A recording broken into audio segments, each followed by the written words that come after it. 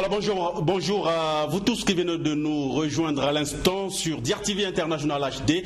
C'est le journal, il est 13h en temps universel, 14h à Pointe-Noire et à Madingokai. C'est le journal, mais tout d'abord les titres de l'actualité. Journée de lutte contre le sida en milieu du travail. Le système des Nations Unies au Congo a organisé hier à Brazzaville une journée santé et bien-être au bénéfice de son personnel et partant de tous les Congolais. Reprise du service dans quelques jours pour les parlementaires. Les conférences des présidents à l'Assemblée nationale et au Sénat ont balisé le chemin. C'est une réaction à la dimension de l'action ou de l'attaque. La société de téléphonie mobile MTN Congo a réagi vigoureusement hier contre ses détracteurs concernant son précieux service mobile money qui a pris du grain de sable après la coupure du câble WAX. On fait en religion, Vincent de Paul Koubemba et Michael Massomba. Nous ferons le point sur la clôture de l'écuménisme. Voilà, mesdames et messieurs, pour les principales têtes de chapitre de ce 14h. Nous serons ensemble pratiquement pour 30 minutes d'information. Nous sommes le dimanche 26 janvier 2020. Une fois de plus, bonjour et merci à vous tous qui êtes présentement à table du côté de Moinanto, un quartier d'Unkaï. Nous sommes là dans le département de la Bouenza. Rideau à l'atelier d'élaboration et de validation de la matrice de mise en œuvre des recommandations de l'outil DATA. Durant 3 jours, les cadres de la Direction générale des impôts et domaines se sont retrouvés autour de cet outil DATA et c'est le projet des réformes intégrées du secteur public, PRISP en sigle, qui est organisateur de l'atelier. Giscard Christy Mationo pour le commentaire. La télé fait partie de la première composante du projet des réformes intégrées du secteur public qui veut améliorer la mobilisation de recettes hors pétrole et la qualité de la gestion des finances publiques. Durant 3 jours, les cadres de la Direction générale des impôts et domaines ont élaboré et validé la matrice de la mise en œuvre des recommandations de l'outil DATAT, un outil qui va aussi servir de feuille de route pour la Direction générale des impôts et des domaines. L'outil DATAT permet de ressortir les forces et les faiblesses de l'administration fiscale ainsi que sa maturité par rapport aux bonnes pratiques internationales. Conscient que les principes d'équité, d'efficacité, de certitude, de simplicité et de dynamisme des recettes doivent être toujours pris en compte dans la conception et la mise en place d'un système fiscal efficient. La maîtrise de cet outil permettra à la Direction générale des impôts et des domaines de s'auto-évaluer afin de mesurer ses performances régulièrement, de détecter ses forces et ses faiblesses, ainsi que de promouvoir un point de vue commun sur l'état du système d'administration fiscale entre toutes les parties prenantes. C'est justement Mathieu Odessi qui a baissé les rideaux de cet atelier. Un atelier qui, avec sa plus-value, aidera les cadres des impôts à améliorer les performances. Bonne nouvelle donc pour le Congo, qui se bat à sortir du tout pétrole. Reste le fondamental, la mise en application effective. Voilà, dans le cadre des activités de lutte contre le VIH-Sida au milieu du travail, le système des Nations Unies au Congo a organisé hier samedi ici à Brazzaville une journée santé et bien-être au profit de son personnel et à toute la population congolaise. À cette occasion, nos reporters ont assisté à des activités liées au sport, à l'OMS Afro, au menu du football, du tennis et du tennis de table, comme nous le précise si bien Morel Mabélé qui était avec Chanel Kifuni. Non à la stigmatisation, non à la discrimination aux personnes vivant avec le VIH-Sida. C'est le message que l'ONU-Sida fait véhiculer à travers le monde. Ceci pour exhorter chacun de nous à se faire dépister pour connaître son statut sérologique. Car la séro-ignorance n'est pas bonne, non pas seulement pour le Sida, mais aussi pour des maladies comme l'hépatite B, l'hépatite C, la tuberculose et bien d'autres. Dixit, le directeur pays représentant ONU-SIDA Congo, Dr Pascal Barouani-Youma. Faire passer les messages concernant ce qu'on appelle zéro discrimination. Malheureusement, que ce soit dans les structures de santé, même en milieu du travail, dans les services sociaux, les personnes qui vivent avec le VIH sont encore victimes de discrimination et de stigmatisation. Cela est inacceptable dans une société solidaire comme la nôtre. Et nous, des Nations Unies, nous de l'ONU-SIDA, nous disons on doit éliminer la discrimination et la stigmatisation, surtout si celles-ci sont liées au statut sérologique. ONU-SIDA Congo a organisé des activités sportives à l'OMS Afro, rassemblant le personnel du système des Nations Unies et les communautés locales afin que son appel à la solidarité de tous passe bien. Le directeur pays représentant ONU-SIDA Congo a constaté également une discrimination à l'endroit de l'homosexualité féminine, communément appelée le lesbianisme, et masculine. Il appelle à l'acceptation des autres. Signalons que ces activités sont liées à la journée mondiale de lutte contre le sida, célébrée le 1er décembre de chaque année.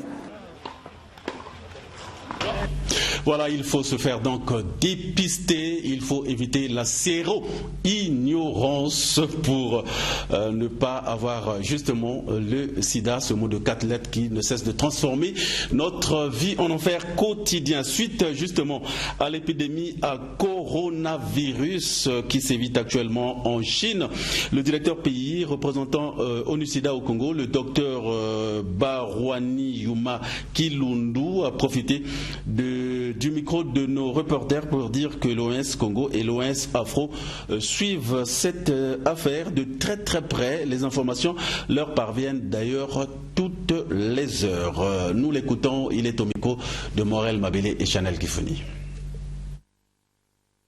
Je précise que l'OMS a la responsabilité au niveau mondial de développer des réponses face à des situations comme celle-là. Je suis le représentant de l'ONU-SIDA, bien que je sois du secteur de la santé, mais mon collègue de l'OMS, sur place ici, docteur Lucien Manga, partage avec nous sur une base régulière chaque jour, pour ne pas dire toutes les heures, et chaque fois qu'il a une nouvelle information, tout ce qui se passe, les derniers développements de ce virus qui prend une ampleur très très inquiétante, notamment en Chine. Et comme professionnel des médias, vous savez que certains cas ont été signalés en France. Donc le virus est entré dans l'espace européen, c'est un sujet de grande inquiétude. Mais rassurez-vous, sur place ici, l'OMS fait son travail. Nous sommes d'ailleurs dans les locaux, dans l'enceinte de l'OMS Afro, donc le bureau régional de l'Organisation mondiale de la santé pour l'Afrique, c'est par ici. Mais au niveau du Congo, rassurez-vous, je viens de le mentionner, mon collègue de l'OMS, docteur Lucien Manga, fait des mises à jour à notre attention, à nous tous. Et s'il y a des comportements particuliers, des attitudes particulières qu'il faut pouvoir adopter pour se faire, évidemment, il ne manquera pas de le partager avec nous. Et pour rappel, sachez que ce virus, coronavirus, continue de faire des victimes en Chine. On dénombre actuellement près de 60 personnes déjà tuées par ce virus mortel. Dans l'autre volet de l'actualité, 12 milliards de francs CFA, c'est le montant qui sera alloué au projet de renforcement des capacités en statistique, PESTAT en sigle, pour réaliser ces activités en 2020 et 2021. Ce montant a été arrêté lors de la 5e session du comité de pilotage du PESTAT qui s'est tenue vendredi dernier à Brazzaville. Morel Mabélé était avec Guy Bangolo. 2020 sera une année chargée pour le projet de renforcement des capacités en statistique PESTAT. Le PESTAT, cette année, va lancer les travaux de construction du siège de l'Institut national de la statistique, INES. Il lancera également le recensement général de la population et de l'habitation, RGPH. Les ménages démunis seront aussi identifiés et toutes les entreprises qui existent au Congo. C'est ce qui ressort de la 5e session du comité de pilotage du PESTAT qui vient de se tenir à Brazzaville. Le budget du PESTAT 2020 et 2021 a été adopté au cours de cette cession. Il est estimé à 12 milliards de francs CFA. 2020 se taille la part du lion avec 10 milliards de francs CFA à elle seule. Le coordonnateur du projet PESTAT, Patrick Valéry Alacroix, sur les conclusions de cette 5e session. Dans le cadre de ce budget, nous avons eu à examiner les activités que les bénéficiaires comptent réaliser avec l'appui du PESTAT, et nous pouvons retenir le recensement général de la population et de l'habitation qui va démarrer d'ici peu. Nous pouvons affirmer que dès le mois de mars, nous allons lancer les opérations de cartographie censitaire. Nous avons aussi le recensement général des entreprises du Congo. Nous avons aussi l'enquête des ménages. Nous avons aussi l'enquête démographique et de santé. Et nous avons le plus important pour l'Institut national de la statistique, la construction du siège, pour ne pas dire le complexe qui va abriter l'Institut national de la statistique et le centre d'application de la statistique et de la planification. C'est le directeur du cabinet du ministre en charge de la statistique, président du comité de pilotage du PESTAT, Ferdinand Lukwala, qui a patronné cette cérémonie. Voilà, nous avons bien compris. Morel Mabélé, faisant présentement un tour à l'hémicycle pour parler des parlementaires qui vont reprendre bientôt du service. Les conférences des présidents des deux chambres du Parlement se sont réunies hier samedi et ont arrêté chacune l'ordre du jour des sessions au Parlement. Le Sénat aura 24 à faire, pendant que l'Assemblée nationale en aura 15. Giscard Maungu, Anissé Mongala. Le samedi prochain, la Chambre basse du Parlement ouvrira sa 8e session ordinaire administrative. Session qui aura 15 affaires. Décision de cette conférence des présidents de l'Assemblée nationale. Parmi les affaires, il y aura entre autres l'orientation de l'action sociale. Une affaire qui touchera la cybercriminalité, la protection des données à caractère personnel, tout comme aussi le projet de loi relatif au statut de la patrie ou celui qui fixera le droit d'asile. Au cours de cette session, les sportifs seront aussi attentifs quand le projet de loi touchant l'obligation des risques sportifs sera l'examen. La Chambre basse du Parlement ouvrira sa session le 1er février. La Chambre haute aussi, le Sénat, aura lui 24 affaires à traiter, dont 17 qui reviennent de la dernière session de décembre. 5 sans nouvelles. Et ici, c'est Michel Maïnga qui a ouvert les travaux. Les projets sont des anciennes, ça on n'en parle pas. Hein. Les anciennes lois ont déjà fait l'objet de ce que nous faisons aujourd'hui. Il n'en reste que 7. Dans les 7, il y a 5 qu'il conviendrait de retenir, mais qui sont simplement des lois d'autorisation de ratification ou d'autorisation d'adhésion. Les questions sur le gouvernement et celles d'actualité sont aussi dans l'agenda du Sénat, tout comme de l'Assemblée nationale. Cependant, il faut le dire, l'ordre du jour proposé dans les deux chambres peuvent aussi être revus si dans l'intervalle, le gouvernement ou même un parlementaire venait à proposer quelques autres affaires. Voilà, je vous le disais tout à l'heure en titre, l'opérateur de téléphonie mobile MTN Congo a démenti vigoureusement l'information qui circule dans les réseaux sociaux publiée par le logo avec le logo MTN. Dans une interview accordée à notre rédaction hier, le directeur de Mobile Money a parlé d'une fausse information avec intention de discrimination de leur service. Toutefois, la société de téléphonie mobile MTN Congo rassure sa clientèle de continuer à lui faire confiance, ce malgré les difficultés qu'elle rencontre depuis la coupure du câble WAX. Ces équipes sont, dit-il, à pied d'œuvre pour décanter la situation. Christy Mationa était avec Arnaud Itoba. C'est une information qui circule sur les réseaux sociaux. Information selon laquelle le Mobile Money va être momentanément suspendu pour 2 semaines à partir du 6 février.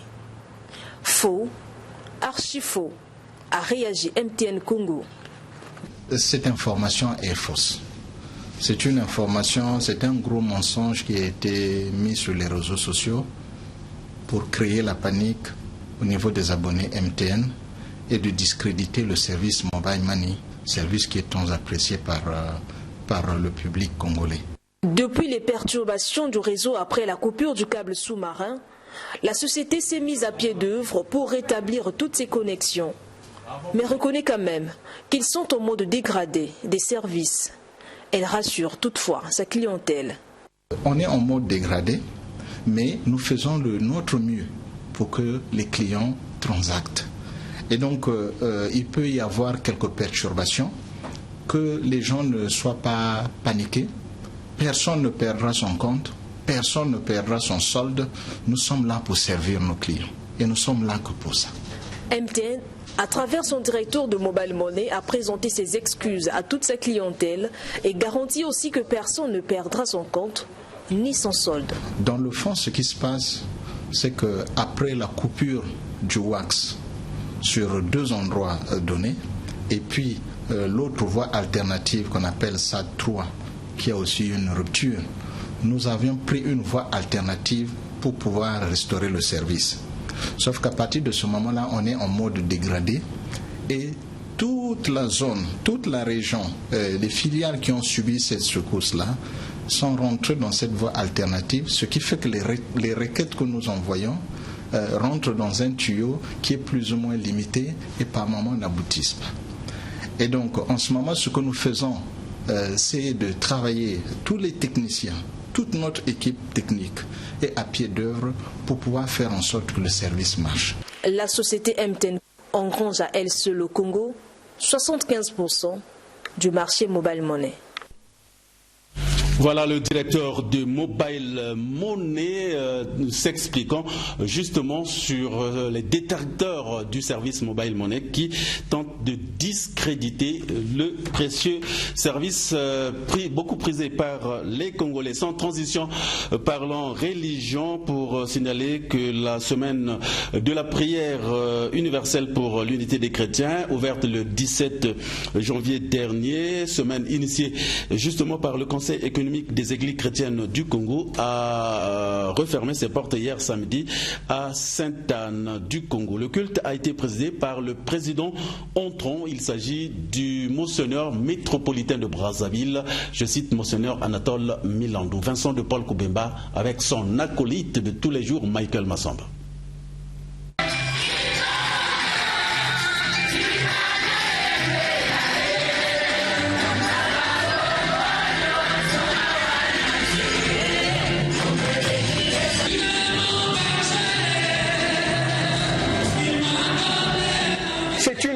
Témoigne bien que l'œcuménisme vit. Les membres des mêmes corps, le corps du Christ, se sont retrouvés à Sainte-Anne du Congo pour un culte. La célébration de clôture de la semaine de prière universelle pour l'unité des chrétiens en général et des Congolais en particulier. Ce culte de clôture présidé par le président entrant, Monseigneur Anatole Milandou, archevêque métropolitain de Brazzaville, est un moment fort pour le peuple de Dieu qui a répondu présent à cette invitation divine. Prêchant sur l'évangile du jour, Luc 18, les versets 18, 19 et 21, le président sortant, Monseigneur Pantelémon Aratimos, a invité les chrétiens à suivre l'exemple de Paul, qui a fonctionné comme un catalyseur. Jésus-Christ est le premier immigrant sur terre. En seulement une année, plus de 3500 âmes inconnues ont été perdues dans la Méditerranée orientale, à la recherche de la sécurité, des bombardements de Syrie, des guerres en Irak et en Iran, des illégalités sociales, de la pauvreté, de l'oppression du fanatisme islamique, de la privation de liberté que Dieu le Créateur a donnée à sa création, l'homme. Bien sûr, ce sont les morts déclarés, parce qu'il y a ceux dont les corps n'ont jamais été retrouvés. Ils ne sont pas donc parmi les morts, mais partis de milliers de disparus. S'adressant aux fidèles, le président entrant du COEC les a exhortés à adopter le comportement des Maltais. C'est en nous inspirant de leur exemple que nos prières et nos réflexions cette année ont été centrées sur l'hospitalité et la tolérance. Une meilleure thématique pour nous aider à tourner définitivement le dos à nos turpitudes réciproques, à cette cargaison de défiance mutuelle, d'amertume et de suspicion accumulées au long des siècles pour rendre grâce au Seigneur de la croissance du mouvement écuménique congolais. Ouverte le 17 janvier dernier, la semaine de prière universelle pour l'unité des chrétiens du Congo, célébrée sous le thème « Ils nous ont témoigné une humanité peu ordinaire », acte 28, verset 2, a été clôturé ce 25 janvier 2020 en la basilique Sainte-Anne du Congo.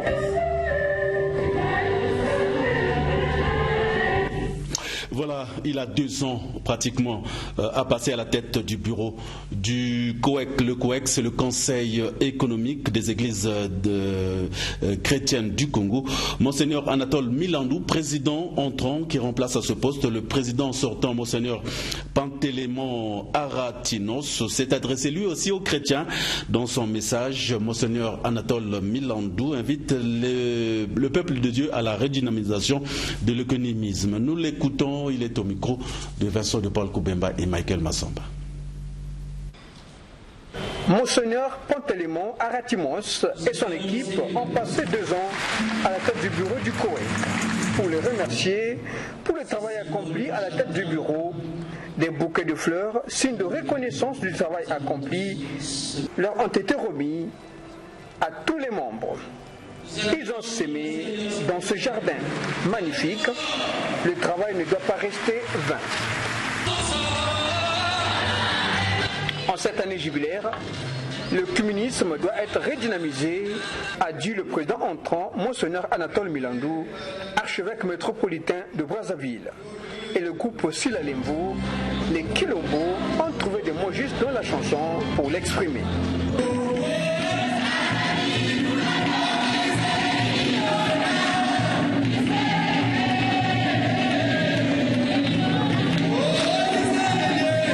C'est un culte qui a réuni 5842 fidèles venus des 5 communautés religieuses. Anatole Milandou, président entrant, s'adressant aux fidèles présents à ce culte, a eu un message fort en cette année jubilaire de l'existence du mouvement œcuménique au Congo. Cette année, dit-il, doit être une année de la redynamisation de l'unité entre les chrétiens. Les prélats, les pasteurs ont l'obligation de redonner espoir aux fidèles, car Dieu est un Dieu droit. Il écrit droit même sous les lignes courbes. Disciples du Christ, à la suite de Paul, nous sommes appelés à notre tour à être un signe d'espérance en contradiction avec le désespoir ambiant. Dans notre monde déchiré par l'anxiété et l'incertitude du lendemain, nous sommes appelés à être des témoins de l'espérance dans la providence aimante de Dieu. L'expérience de tant de chrétiens qui nous ont précédés nous montre en effet que Dieu écrit droit sur des lignes courbes.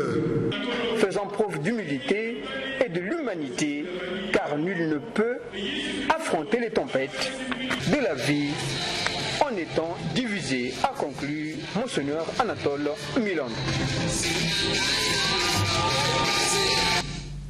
Voilà, c'est la fin de cette édition, mesdames et messieurs. Merci à vous tous de l'avoir suivi.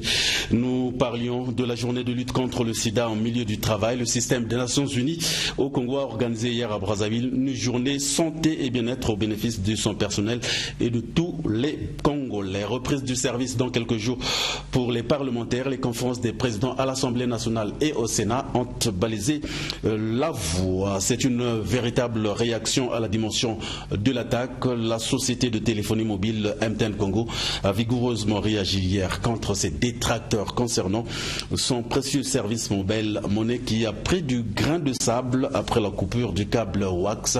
Ces détracteurs qui se servent des réseaux sociaux. Et puis en religion, vous venez de le voir, Vincent de Paul Koubemba et Michael Massamba viennent de nous parler de la clôture de l'œcuménisme à Brazzaville. Voilà, complètement terminé, mesdames et messieurs. Merci à vous tous de nous avoir suivis. Restez toujours fidèles au programme de notre chaîne. Entre-temps, sachez qu'il faut avoir beaucoup fait pour comprendre qu'on n'a pas assez fait. Au revoir et à la prochaine occasion.